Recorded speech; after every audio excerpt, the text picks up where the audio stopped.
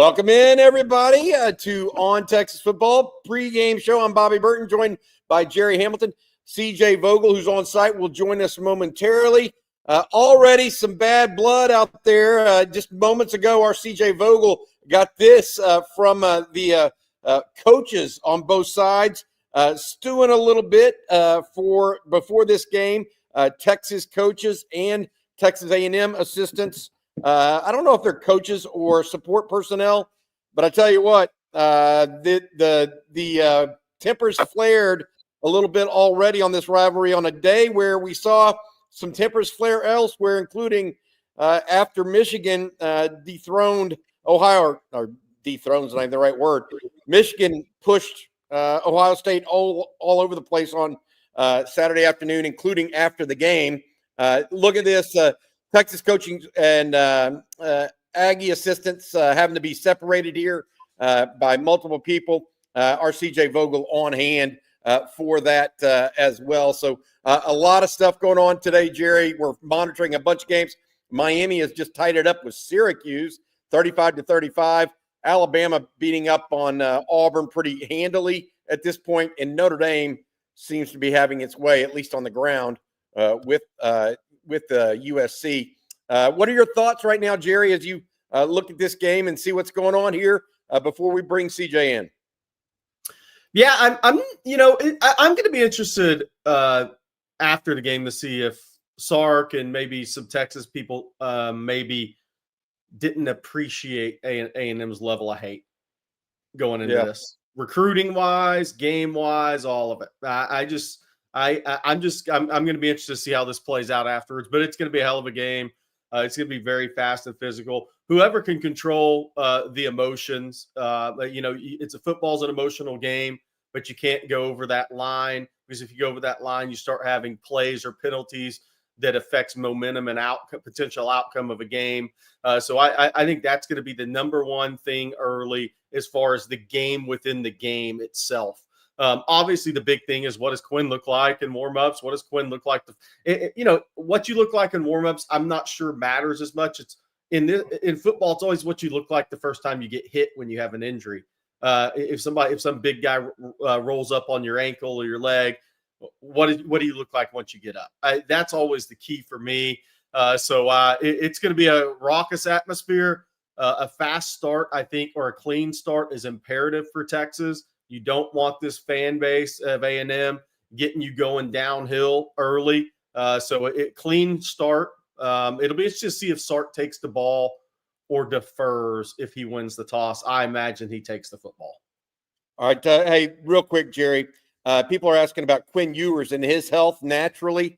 We're going to run a couple of different clips here from CJ, who's there on site for us as well. Let's show first. This is Quinn warming up a little bit today.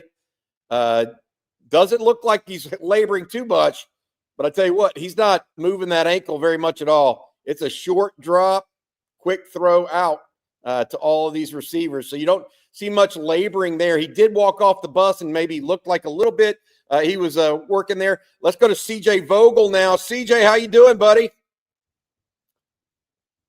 Can you hear us, CJ? Guys, how's it going? It's loud out here. Sorry, they got the speakers. If you can't, the speakers are right behind me there. You can see them.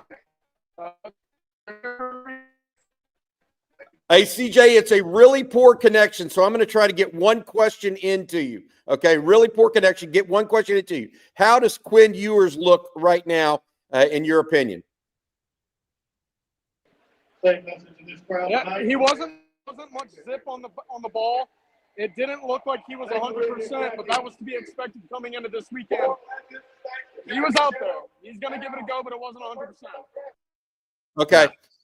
CJ, I know you've got problems. We'll go ahead and let you go, buddy. You go enjoy it. Check back in if you can on this pregame show later when you have better connection, buddy. Hook 'em, have fun. All right, good stuff there from CJ Vogel. He was there live on the sidelines. Gerry, what is your take to that? We thought we might see Arch Manning based on what we were hearing in practice all week. We did not put that news out there until others started putting it out a little bit yesterday. Your thoughts on this right now, and Texas and Quinn Ewers and or Arch Manning and what they have to do today? Yeah, I think, look, I think Sarkle, obviously Quinn wants to go. He wants to try to play. He's always wanted to play in this game. But I think Sark's just going to kind of monitor him pre-game, see how he's moving, see how he does if first drive or two of the game without being in the building, right? I mean, if Sark doesn't like what he sees in warm-ups, who knows, right? If he doesn't think he can do it, who knows what Sark does? I mean, sometimes they really are game time decisions. And I do think in this case, these guys look at some of these guys before the game when they're out there warming up. It was evident before the OU game I was at last year that JT Sanders wasn't really going to be able to go. And then after the first couple of drives, he couldn't block. He really couldn't do much. He couldn't really push off. Look, A&M's going to bring the pressure. And if your quarterback has no mobility, you can't keep him in the game. That's not the formula for success. No, it's not. And so what do you do if you're Texas, Jerry? And do you bring in Arch Manning with the full playbook, or do you try to play it close to the vest and see if your defense can carry the day? I think they're going to – well, it's going to depend on how the game plays out, but you want to see if your defense is controlling the football game. But I'll be honest, I don't think you can be conservative on offense against A&M defensively. I don't think that's where teams have had success against A&M this year. You're going to have to score points in this game. A&M's given up 18.7 points per game and 350 yards to the three Power 4 teams that have played in College Station this year.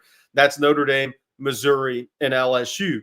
Obviously, all three of those guys have pretty good quarterbacks. Riley Leonard wasn't playing at a high level then, but Brady Cook's offensive line couldn't give him time. And that's going to be the thing is if Texas pass pros well, Sark's not going to – I just don't see Sark being super conservative. If Texas pass pros well against A&M, he's going to see too many guys running wide open. He saw it on tape all year to be conservative. I just don't think that's his MO. And Arch is going to want to throw that thing down the field now. But deep late is never good in football, and that's what Arch will have to guard against if he's in the game for an extended period of time. I think we need to give this people update. Casey asking us, can you repeat what CJ said? I got a text from CJ. Wasn't 100%, and we're talking about Quinn Ewers here. Not much zip on his passes and didn't move very much, end quote. Does not sound good for the Longhorn quarterback. We'll see if he starts and what goes from there. Here's Quinn throwing a little bit more, some passes, just throwing go routes right now. He is actually backing up a little bit, which was different than that other throwing passes he was doing, Jerry, a little bit earlier that in the footage that we saw. Look, I think Texas has a decision on its hands. I really do. Because I think that if Quinn Ewers can't go, it may very well be something that he needs to take a couple weeks off and get ready for the playoffs. If he can, I talked to somebody very close to Quinn on Thursday and Friday, texted with him. There is no doubt in my mind Quinn Ewers is going to try to give it a go tonight. If he can go, he is going to be on that field. Unlike a lot of people who are young in this rivalry relatively, Quinn actually grew up a Texas fan and has always wanted to play against A&M. He didn't even consider A&M out of high school, Jerry, in part because of that. So I think that Quinn wants to go here if he very well can. Yeah, I think he does too, and he'll want to give it a go. And again, the first time he's under duress or the first time he gets hit, everyone watching this game will know for sure if he can play or not tonight. Yep, it's going to be very easy to tell. If you feel pressure and you just hit the deck to save your ankle, you can't be in the game. If you take a hit and you come up and you're really limping bad, not going to work in this game. So you're going to know really quick whether he can actually go, because he's going to be under duress in this game. A&M's not going to have it any other way. They can't sit back against Texas. They have to bring numbers. They're going to be aggressive with their front and their front seven. I don't think A&M probably thinks their linebackers can cover Texas backs or tight ends. So they're going to have to bring numbers. They know the way. Look, no matter how good people think Arch Manning can be one day, A&M would like nothing more to have that guy play in this game. In his first road game ever is at Texas A&M in this hostile environment. Mike Elko would be very happy if that guy walked out on the field. First road start, too. Reminiscent of Chris Sims almost 25 years ago today in 1999. Trevor Gentry, bottom line keys to success tonight: elite play from the offensive line, no turnovers, and for the defense to do what they have basically done every week. I tell you what, Jerry, the 1 and 3 of that, I think we'll see really good offensive line play. There will be times when Texas doesn't play great, in my opinion, on the offensive line. A&M has good players too. I do think we'll see a good defensive performance, at least a very solid one. The turnovers part may be where this game actually hinges on. Yep, I agree. And look, I'll say this. A&M has a good defensive front. Texas defensive front. A&M has a good offensive line. There's no doubt about it. And A&M's going to make plays up front. Now, I just wonder if they'll twist and stunt their way out of as many plays as they could make if they played more straight up. They did against Auburn. We'll see how they play Texas tonight. But they're NFL guys too, across from NFL guys. And that's kind of the thing that worries me for Quinn in this game. It's not like you're playing, Kentucky this go round. You're on the road against the team that has probably 5 defensive linemen who are going to be drafted and 2 projected first rounders and another second or third rounder. Those guys are going to win occasionally against the Texas offensive line because it's good on good. I mean, it's just the way it is. Oklahoma guys won early against Texas, right? Georgia guys won against Texas too. Some of these guys are going to make plays. They're really good players. So that's what worries me for Quinn in this game. And for the Texas offense is if Quinn's immobile, then you can't have a sitting duck back there in this game. It's not going to work. Yeah, he's got to be able to move, but we'll see. We're not saying one way or the other. We've seen some of his warm-up throws. We've seen him walk off the bus. Quinn definitely, I believe, Jerry, going to try to give it a go tonight. We'll see if he's actually ready to go, though, in the decision. This is a big decision for Steve Sarkisian, in my opinion, Jerry.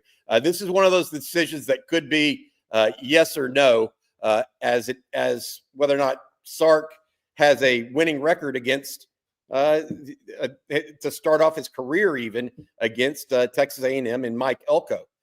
Big time assessment right now and decision coming up for the Longhorns. I will say this, Jerry, on the we did get a chance to look at one other injury update of note. We did get a chance to look at the roster provided us for this game. A notable absentee for Texas A&M was Reuben Owens. He was not listed on the game day program. Now, they could make a last-minute switch, but they did not list Owens even as vaguely available for this game. What does that mean? We'll have to see exactly what it means come game time. But right now, only Amari Daniels and Emmitt Smith's son listed as likely to play in this game for A&M at running back. All right, a couple other thoughts here from folks. It's 4:20 somewhere. LFG neuter reveille, to steal a quote from Remember the Titans, make sure they remember the night they played the Longhorns. 4:20 somewhere. I could not agree more with you. It's got to be one of those games that the Longhorns bring everything they've got, Jerry. Yeah, no doubt. And look, I mean, I think it's different when you don't have the pressure to have to win the game to be in the playoffs. And I do think Texas in the playoffs, it should give you the ability to play loose and free, but play fast and physical at the same time. But at the same time, you want to win the game. And if the Texas players were really locked into this rivalry all week, I bet they were when they got on the field tonight. I think it totally amps you up when you get in there. And once they start feeling the hate, that's going to amp you up automatically. So, a lot of these kids just haven't played in this game. They don't know this rivalry. Isaiah Bond knows nothing about A&M versus Texas in that rivalry, right? Texas is a national recruiting program now. A lot of these kids don't know anything about it, but it hits you right in the face once you get on the field for warm-ups and then right into the pregame. So I think that this game is going to be incredibly emotional And you looked at the end of the Michigan-Ohio State game today, and gosh, you just hope you never see cops have to bring out mace after a football game and start spraying it in players' faces. But if you think that game is emotional, A&M and Texas haven't played in 13 years. It's going to be extremely emotional in the stands tonight. And I think that's going to carry over to the players. I think it's going to be emotional, period.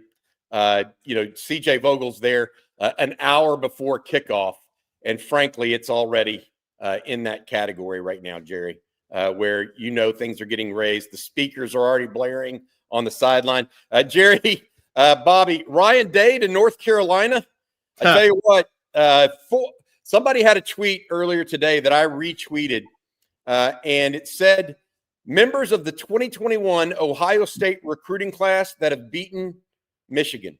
There was one name on that list. His name was Quinn Ewers. Yeah. Not sure you get past that if you're Ryan Day and have to live down the moniker of being the one that's been born on third base, guys. Right? That's just a tough thing. Lost 4 in a row to Michigan, Bobby. I mean, is he back if he doesn't win a national title this year? I mean, I think he may try to leave and go to the NFL, but he's lost 4 in a row, man. I mean,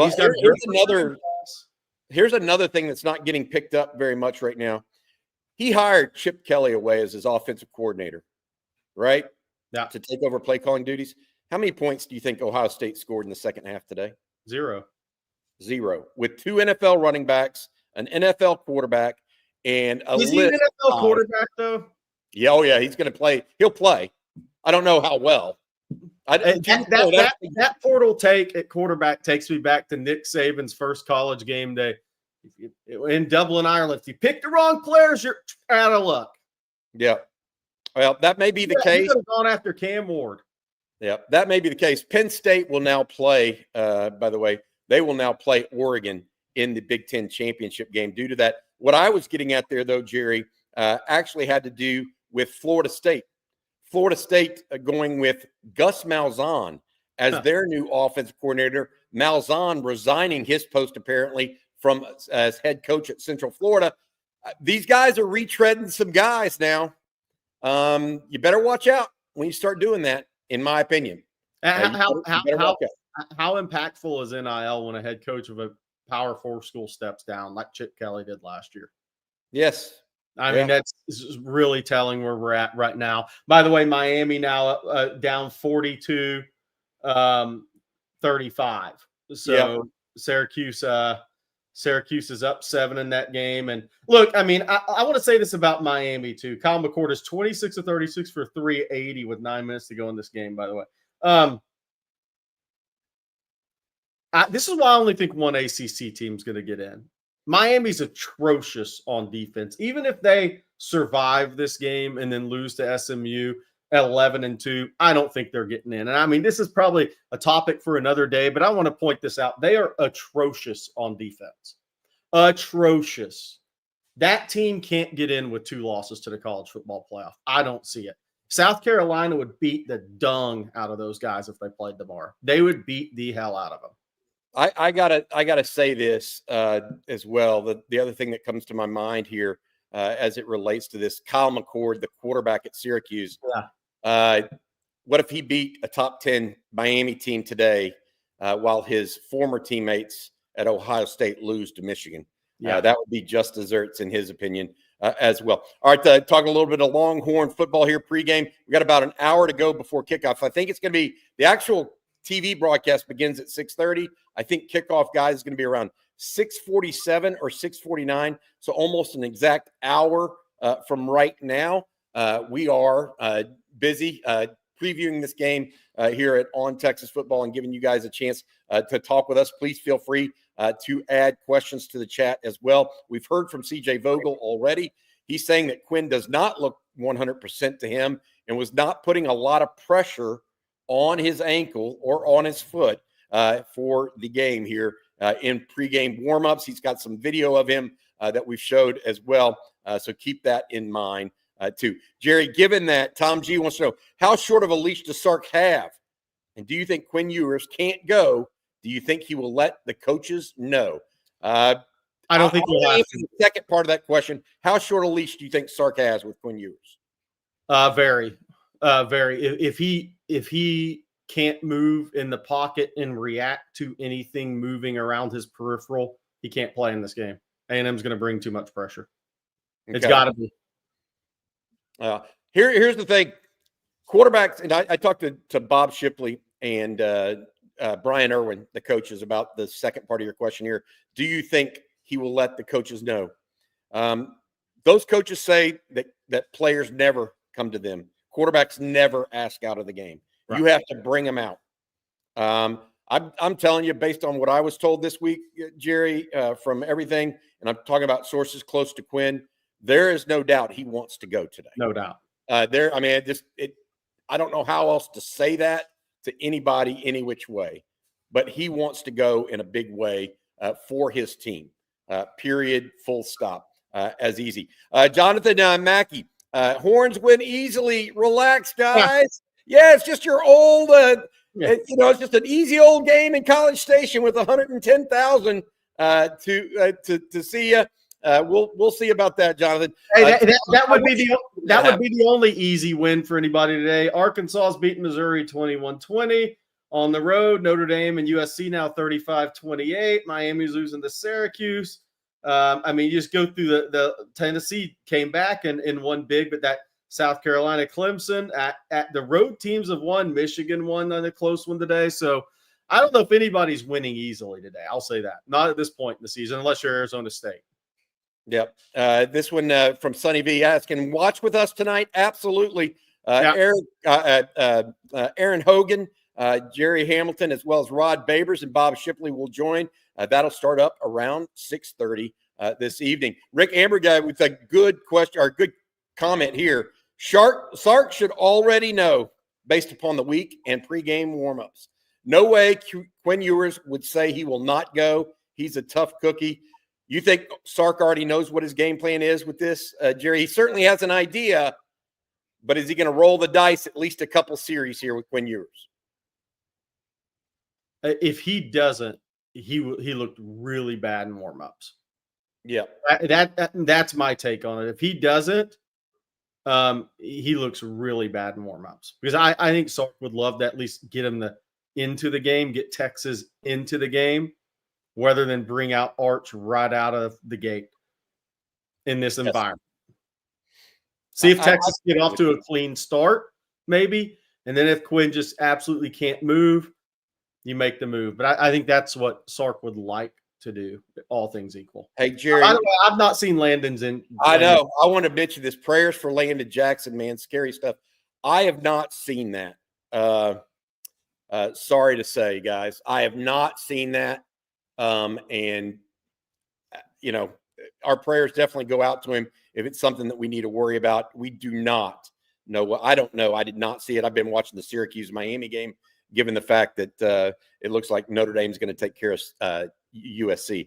Tom G, does the OSU loss and uncertainty around Day help us with Devin Sanchez and or Riley Pettijohn? Jerry, is there a recruiting impact there? I asked you, is there a recruiting impact potentially at Central Florida, given their situation? Anything to say there? Yeah, look, I was by North Shore. What day was that? Earlier this week, and I was told nothing with Texas. Nothing.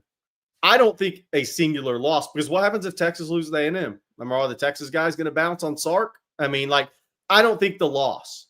I think, the reality is these guys probably sign if there's a coaching change. Then if you're Texas, you got to be ready to pounce in that scenario on a Devin Sanchez. But I would think that these guys sign. We're 5 days away. The dead period starts at 11:59 p.m. Sunday night. It's here. The dead period's essentially here. So I would suspect these guys sign, because you could always sign if there's a coaching change. You're out automatically anyways. So I just think you kind of play. That's how I'd play it out if I was a parent and a kid. I'd sign with the school.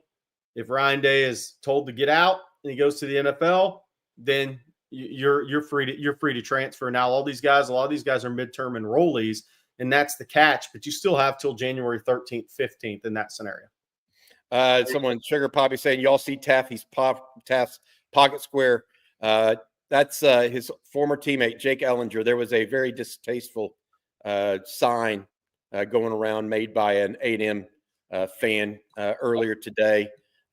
Michael Taft responding with that as well. So that is old number 48. That is Jake Ellinger, young man who Sam's brother, who tragically lost his life. We are going to wait and see what all that means, but I don't want to go into it any further than that.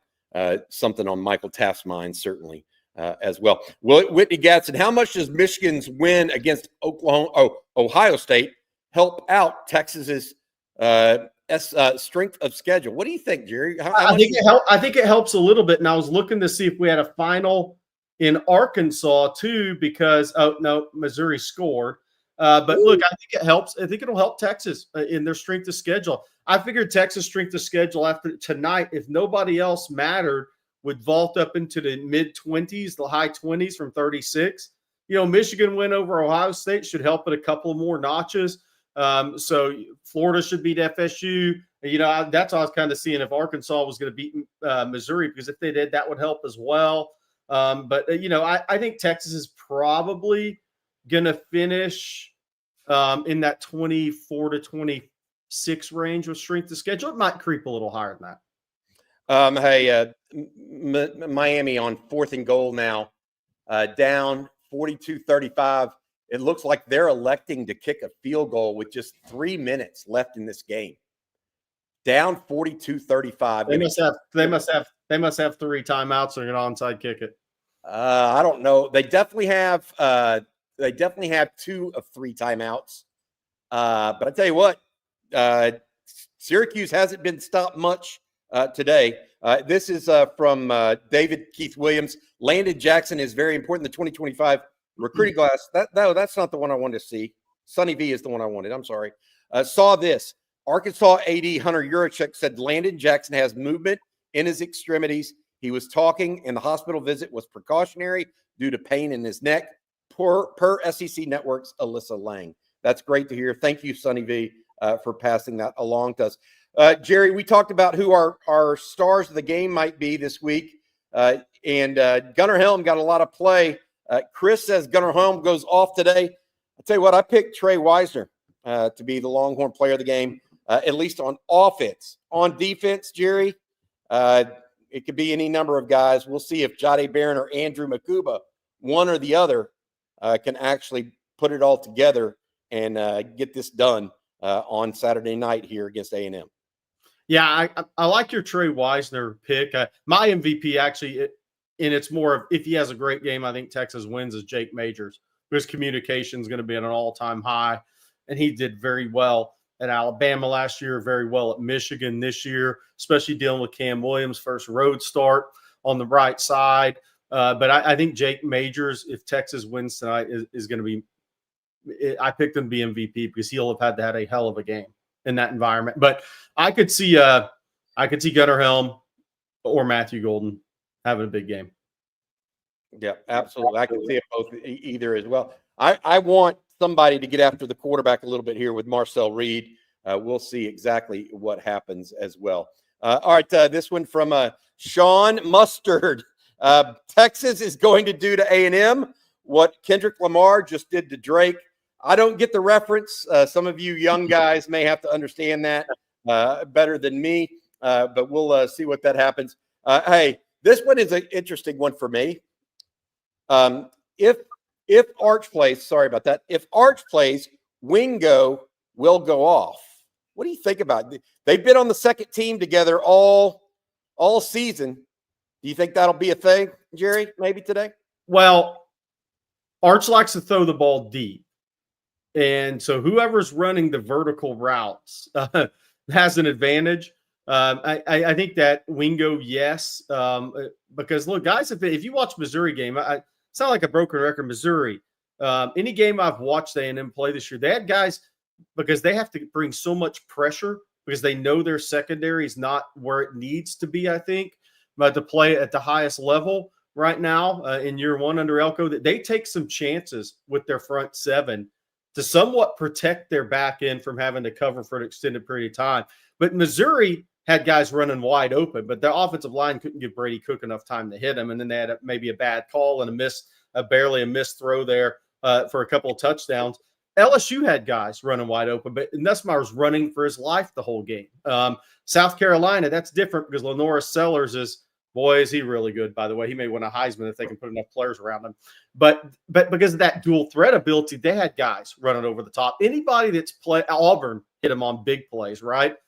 If your offensive line holds up and your quarterback has time and your plays have time to develop, A&M will give up chunk yards through the air. Chunk yards. Boy, it's going to go to the 2-minute warning. Miami has 2 timeouts remaining, but Syracuse has 1st and 10 right at midfield, Jerry. They've already converted 2 first downs in this game. Syracuse up 42-38. Again, I don't want to say too much here, but Kyle McCord, the Ohio State quarterback that was the scapegoat against the Michigan Wolverines a year ago, trying to pull an upset here for Syracuse as their quarterback going up against Miami in the Carrier Dome tonight. USC just threw a pick 6 to seal it for Notre Dame. Yeah, that game, boy, Notre Dame's run game is legit, Jerry. With Love and Leonard, they can do it. Jermaine Love is a hard-nosed dude now. We will see what all that was. All right, let's talk about this here and look at some other things that we think about today as we're looking at various questions and whatnot. Jerry, what about Isaiah Bond? Some people are saying Isaiah Bond is the guy rather than Ryan Wingo. The thought there is obviously he had the big catch in the big game a year ago for Alabama against Auburn. I think, look, he's not on the injury report. Somebody asked about his health. He's not even on the injury report. So in Sark's eyes, he's as close to 100% as you're going to be late in the year. I do think it would be huge if he made some plays in the perimeter passing game for Texas tonight. He may, because A&M has not been a great tackling team in space.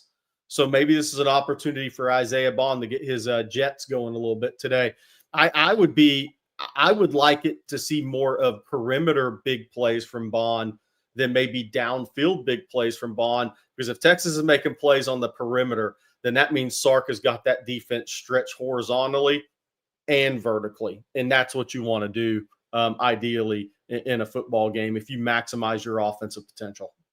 Jerry, what about this one? Daddy Trail Beef says, got to keep Marcel Reed contained. What is the key to the Texas defense? Is it just keeping Reed contained? Is it rush defense? Because, look, I mean, A&M's going to try to run the ball. What do you think, man? I think get him the second progression and then force him into a later decision. If he gets off first progression and he runs, I think he's tougher to deal with. Because he almost moves like a wide receiver in space. If you can get him to hold it for that split second longer and go to second progression before he decides he's going to run, I think that's better for Texas in this game. But now, how much Reed action will they run with him and Amari Daniels tonight's the question. And who's really done that successfully against Texas this year is the question. And if you're A&M, you want to get him on the perimeter as much as possible because he is probably, if you say once he gets on the perimeter, he's a wide receiver in a way, he has more shiftiness and elusiveness than the A&M wide receivers do. So it's almost like he's their best option if they can get him out on the perimeter. Gotcha. A couple of things that Rick Ammerguy said, maybe defending the zone read. Jerry, you mentioned that. That's going to be a key to the game. Also, Jeff Carey says a spy on Marcel Reed may be working as well in Texas' favor. Also, guys, just looking at this, Freddie Cordova asked this question for you, Jerry. Do you think Texas is going to dominate the line of scrimmage against them? Dominate? No. A&M's got good players on the defensive front.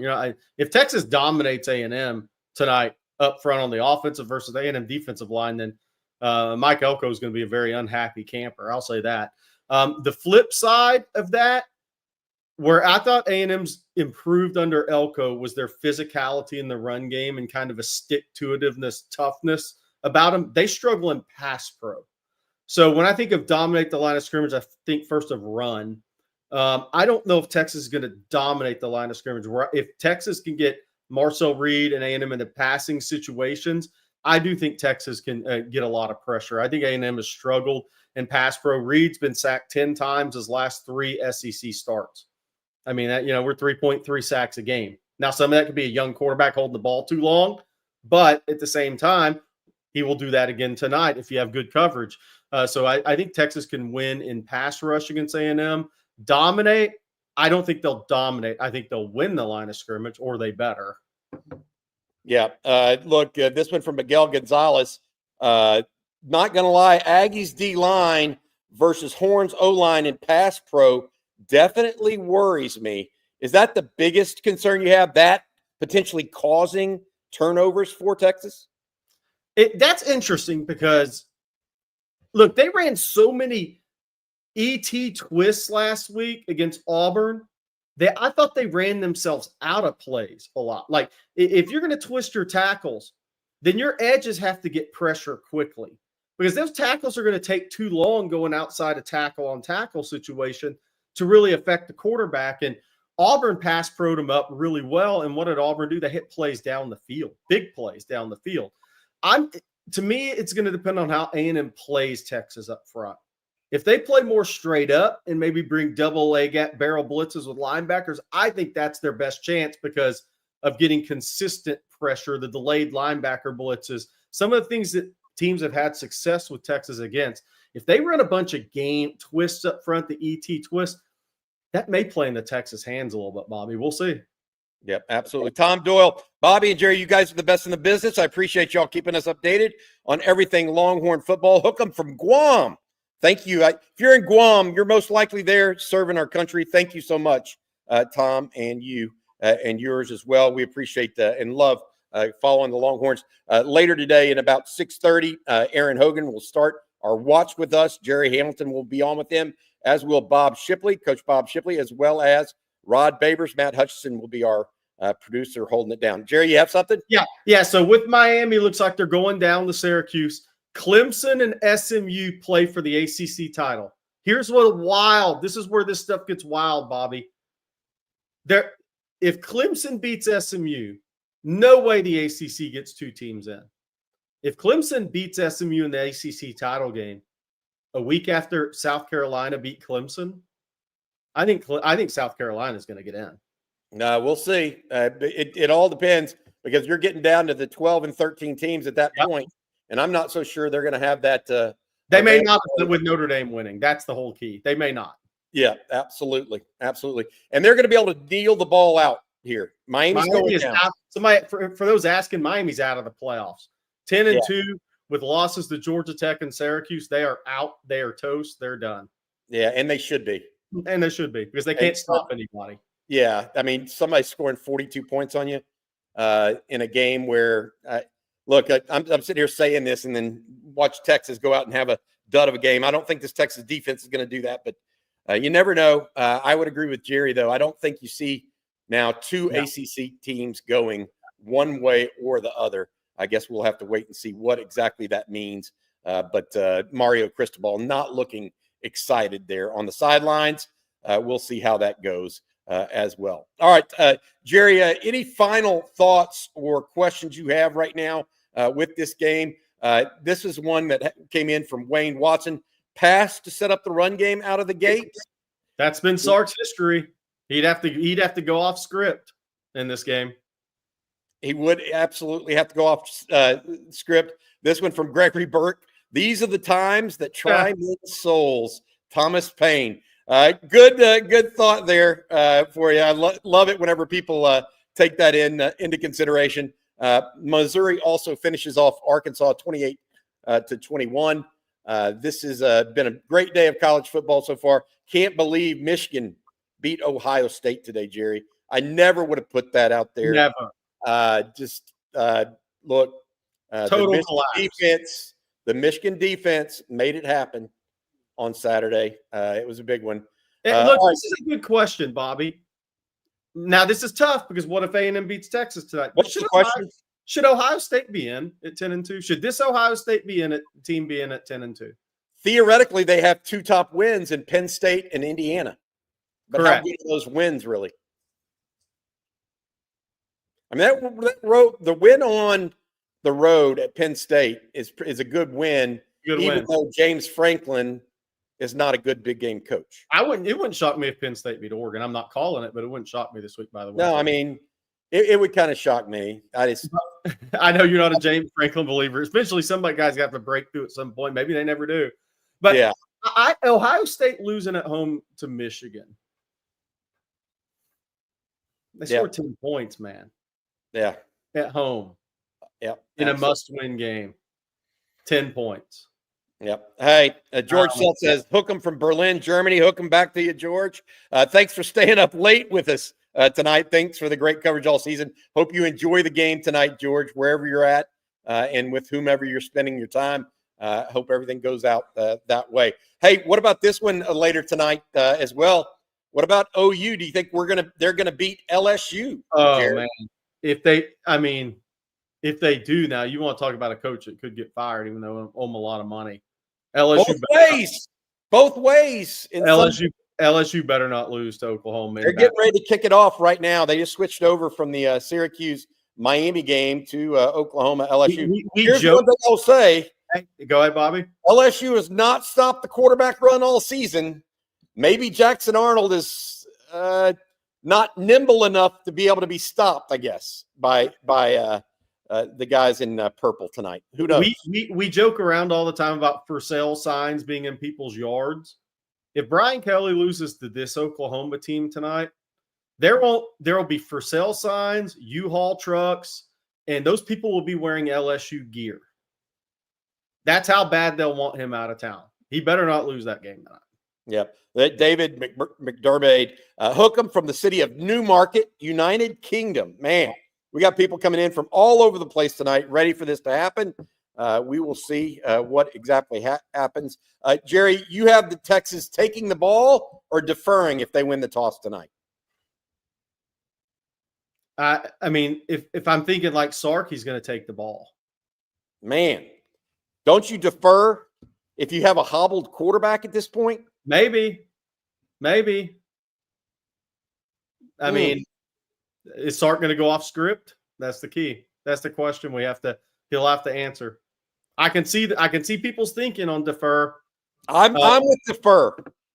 I'm absolutely with defer because then you also get the chance to establish some momentum in the second half right out of the gate, you know? Yeah. We'll see. But to your point, Sark has been back and forth on that this year. Another one from way out there. This one is definitely the furthest away tonight so far. Good morning from Birkdale, Australia. Predicting our running backs go for 250 yards combined. Hook them and crush the Aggies. Thanks, JJ. Jerry, if they go for 250 like they did against Kentucky, I think Mike Elko's I think he may blow a gasket on the Aggie sideline. Yeah, this will be a celebration in the chat after the game if that happens. Yes. Because that would also mean Jaden Blue held on to the ball to get that many yards, by the way, which would be a win in itself at this point. we definitely need Jaden to be clean on tonight. There's no doubt about that. This one, a couple of ones. Frank Ducluit, Silas Poland breaks a big one tonight.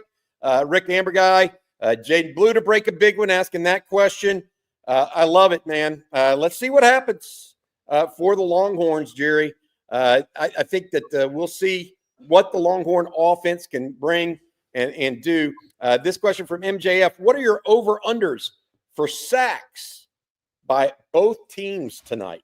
Does that depend on Quinn Ewers' health somewhat? No, I'm going over on A&M, and I'm going to go slightly under. I'm going to go like 4 for A&M, 3 for Texas in this game. I think A&M's going to bring the house in this game, whether it's hobbled Quinn, or a young quarterback Arch in his first ever real road action in a meaningful game. I think A&M's bringing the house. Fair enough. It's very, very possible. There's no doubt about it. All right, guys, we have run out of time here. We'll be back in about 15 minutes. Jerry and Aaron Hogan will be here for the University of Texas, for our University of Texas Watch With Us party. Longhorns trying to go at it tonight against the Aggies and reclaim this rivalry. Texas, of course, has had scoreboard for 13 years, Jerry. 13 years since Justin Tucker hit one through the uprights. And let's just say this. This is A&M's biggest game in 13 years. No doubt. Nothing else matters, period. Completely agree. The whole season, they could have went 6-6, and this would be a huge one. So, yeah. All right, guys, that's going to do it for this afternoon. We will be back in just a minute with not only Gerry Hamilton, but also Aaron Hogan, as well as our producer, Matt Hutchinson. Guys, I first went to this game when I was 6 or 7 years old, and this is what this means, and this rivalry means coming back. I imagine right now there's some 6 or 7 year old whose dad is taking them to this game, and they're going to become a Longhorn fan forever after Texas wins. That's my hope. All right, that's going to do it for this live stream. For Gerry Hamilton, I'm Bobby Burton. Thank you all very much. Hook 'em.